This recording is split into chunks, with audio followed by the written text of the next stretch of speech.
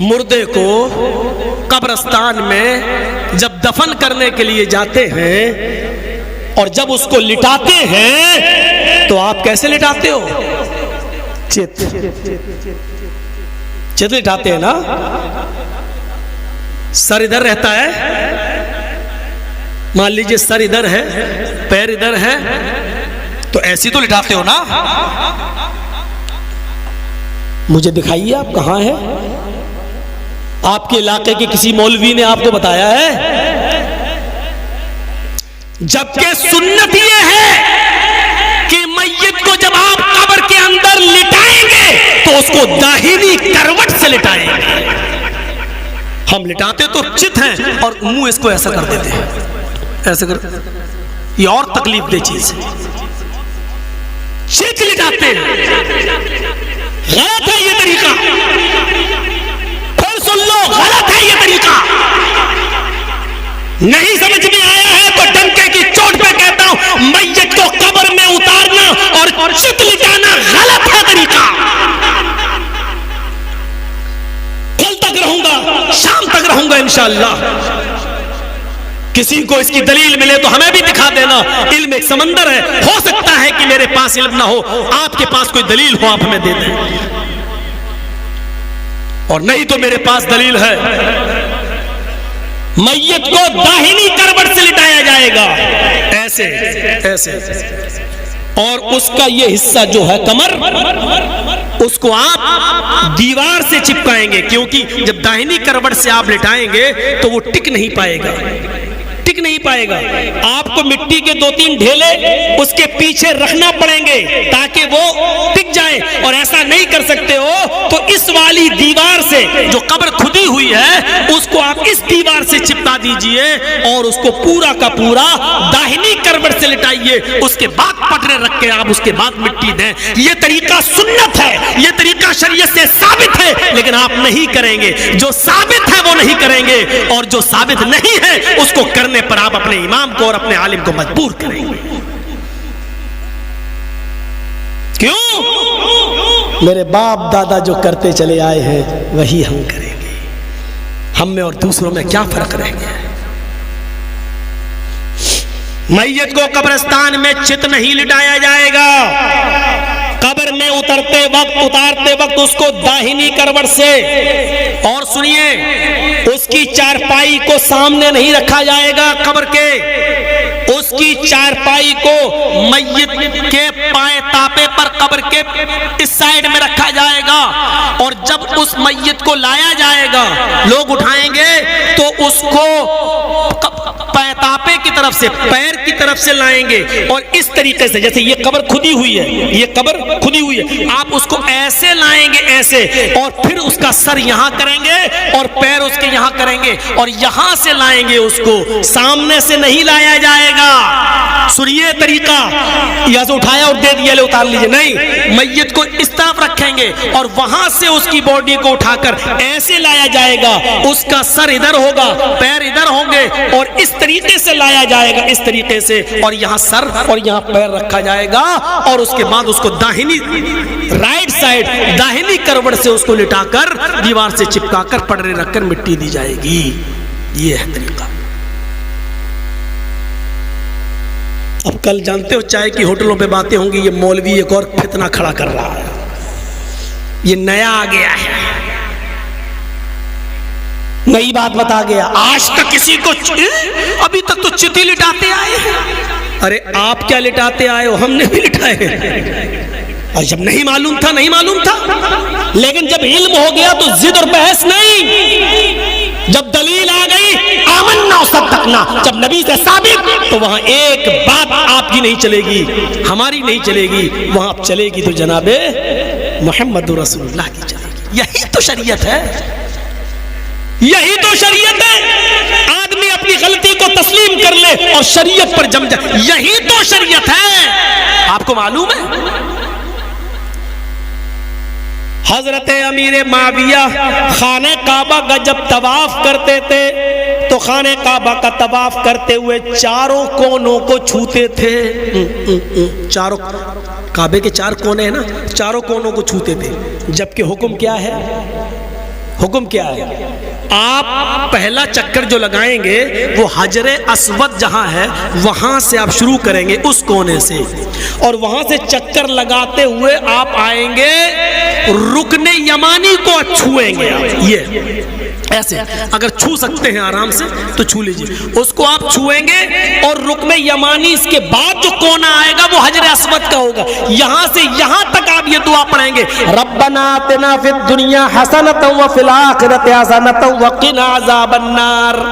یہ دعا زور سے پڑھیں گے آپ، رکن یمانی چھوئیں گے اور وہاں سے یہ دعا پڑھتے ہوئے زور سے، ربنا آتنا فی الدنیا حسنۃ وفی الآخرۃ حسنۃ وقنا عذاب النار۔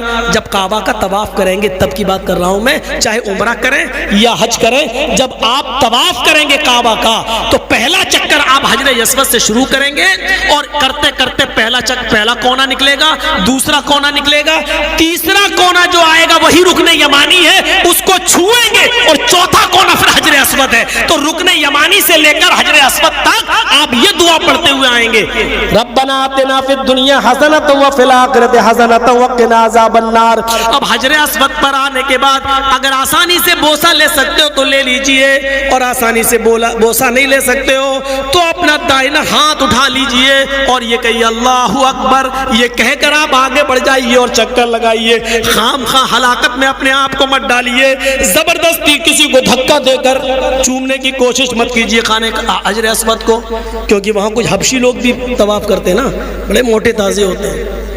ہم نے تھوڑی بہت کوشش کی تو ایک دھکے میں گرے تھے، ادھر بڑے لمبے چوڑے ہوتے ہیں۔ اب ان کو تھوڑی معلوم ہے یہ مولانا جرجیس ہے کون ہے، وہاں تو سب ایک ہی ڈریس میں ہیں، ایک ہی لباس میں ہیں۔ اب ہم جیسے سوچ رہے تھے کہ چلے جائیں ذرا چوم لیں، تو جیسی دھکا لگاؤ گئے، وہ تو گرے نہیں تھے، وہ گرتے ہی نہیں ہے، وہاں گریں گے تو ایک دوسرے کے اوپر ہی گریں گے، وہ اٹھا لیتا ہے۔ مصیبت مول مت لو، چلو اللہ اکبر کہہ کے آگے بڑھ گئے۔ اور وہ بڑے بدماش ہوتے ہیں کالے لوگ جو ہوتے ہیں، وہ حبشی، وہ کسی کے نہیں دیکھتے، وہ ایک تو افریقہ کے ہوتے ہیں، لگتا ہے ان کے کالے ہونٹوں سے ہی حجر اسود کالا ہوا ہوگا، ایسا لگتا ہے۔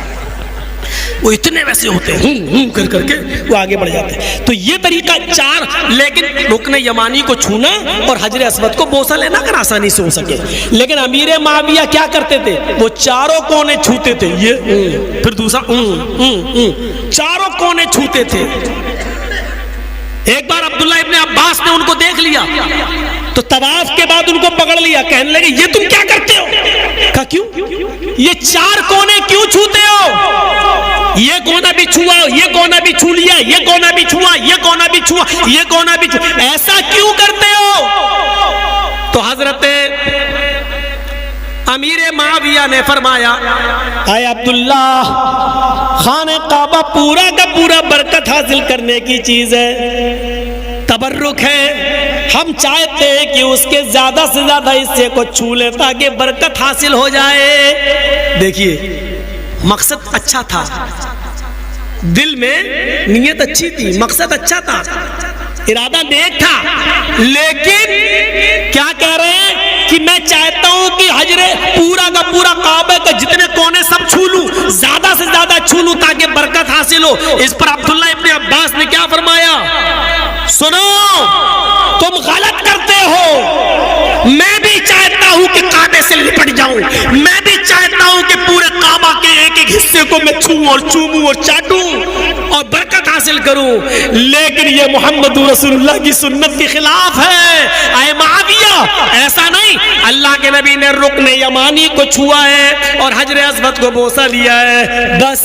ہمیں رکن یمانی کو چھونا ہے اور حجر اسود کو بوسہ لینا ہے، چاروں کونوں کو نہیں چھونا ہے۔ ایسا اللہ کے نبی جناب محمد رسول اللہ صلی اللہ علیہ وسلم نے ہمیں سکھلایا ہے، ایسا ہمیں اللہ کے نبی جناب محمد رسول اللہ صلی اللہ علیہ وسلم نے بتایا ہے۔ امیر معاویہ کہتے ہیں تم ٹھیک کہہ رہے ہو، اتنے بڑے صحابی لیکن غلطی واپس لے لی، کیا کہتے ہیں، تم ٹھیک کہہ رہے ہو، اب میں ایسا ہی کروں گا، رکن یمانی کو چھوؤں گا اور حجر اسود کو بوسہ لوں گا، کیونکہ یہی محمد رسول اللہ کا طریقہ ہے۔ ایک چیز اپنی طرف سے آگے نہیں بڑھا رہے، ایک حدیث ایک واقعہ اور سنا کر میں آپ کو رخصت کروں گا، آپ کے پنڈال سے جائیے میرے بھائیوں، سنیے، بڑا اچھا واقعہ ہے، بڑا اچھا۔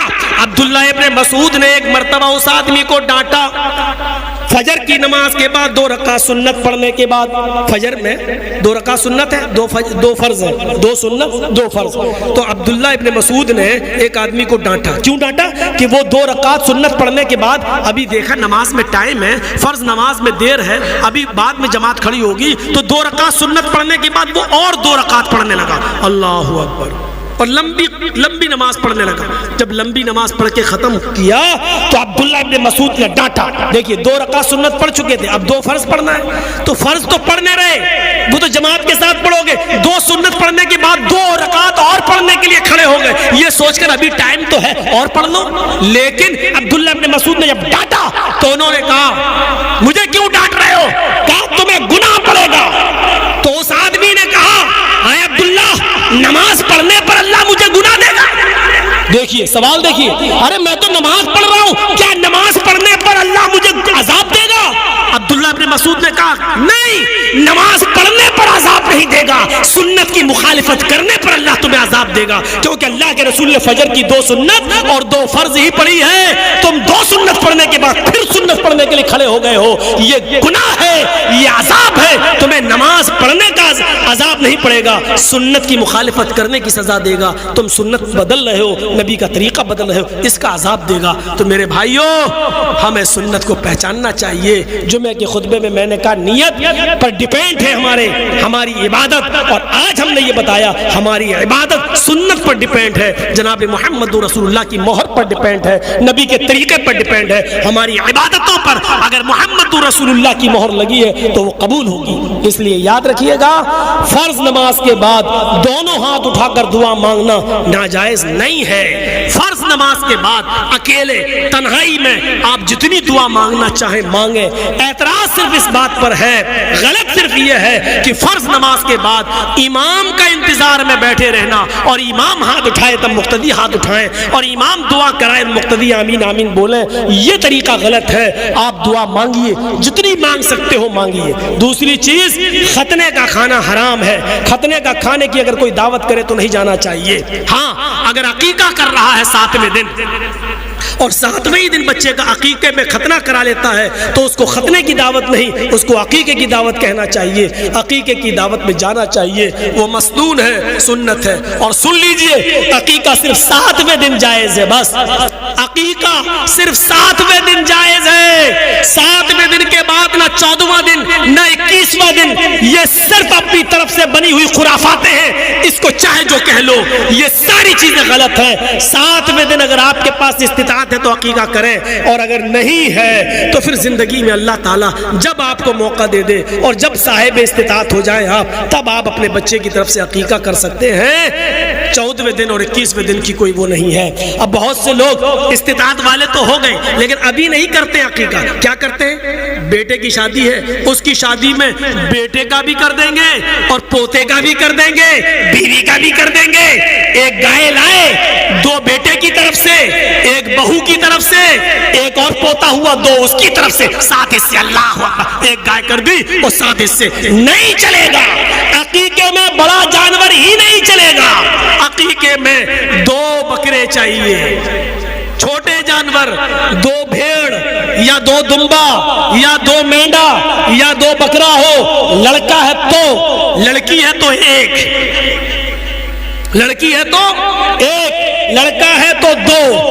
اگر آپ کے پاس تنگی ہے اور نہیں کر سکتے ہیں، لڑکا ہے 2 نہیں تو 1 بھی کر سکتے ہیں، چل جائے گا. لیکن اگر ہے تو 2 کریے. اور سنیے، عقیقے میں 2 دانت کا ہونا ضروری نہیں ہے. عقیقے میں 2 دانت کا جانور ہونا ضروری نہیں ہے. قربانی والے احکام یہاں نافذ نہیں ہوں گے. اتنا بڑا، اب 2 دانت کا ضروری نہیں ہے تو اتنا چھوٹا بھی نہ ہو کہ آج ہی پیدا ہوا ہو 2 لا کے کر دیں. مکافیتان اتنا بڑا ہونا چاہیے کہ وہ دیکھنے میں لگے کہ ہاں بکرا ہے، بکری ہے. اس کو بچہ نہ کہا جا رہا ہو، بکری کہا جا رہا ہو یا بکرا کہا جا رہا ہو. اتنا لگنا چاہیے. کم سے کم 2 دانت نہیں ہے تو چلے گا، لیکن اتنا چھوٹا بھی نہ ہو کہ لگ رہا ہو جیسے 1 مہینے کا اٹھا کے لاگے ذبح کر دیا. نہیں، تو 2 بکرے لڑکے میں اور لڑکی میں 1، یہ ہونا چاہیے. تو یہ جو چیزیں تھی جو میں نے آپ کے سامنے رکھی ہیں، آپ میت کے لیے قبرستان میں دعا کریں. دعا میں ہاتھ اٹھانے کا جہاں تک مسئلہ ہے وہ قابل اعتراض ہے, دعا کرنا نہیں. اللہ کے رسول نے خود کہا اپنے بھائی کے لیے دعا کرو. بس الان اس سے سوال کیا جائے گا, اس سے پوچھا جائے گا. چھوڑو یار, یہاں کوئی فتوے بازی تھوڑی ہوتی ہے, پر جلسوں میں لا کے سوال کرتے ہیں. آپ کے یہاں دارالفتہ کھلا ہوا ہے, فتوے وہاں سے لیا کریے. یہ تو تقریر میں ایک حصہ ہے, وہ ہم نے بتا دیا جو بتا رہے ہیں ہم آپ کو. اور ایک آدمی کے سوال بتاؤ تو دوسرے اور لانے لگتے ہیں. ایک بار کٹیہار کی سائڈ میں پروگرام ہوا تو 2.5 گھنٹے تقریر ہوئی نہیں, پورا کا پورا سوال جواب نہیں چلا گیا. اب بعد میں وہاں کے لوگ بولتے ہیں نہیں پوری تقریر 2.5 گھنٹے اور بولو, 2 گھنٹے اور بولو.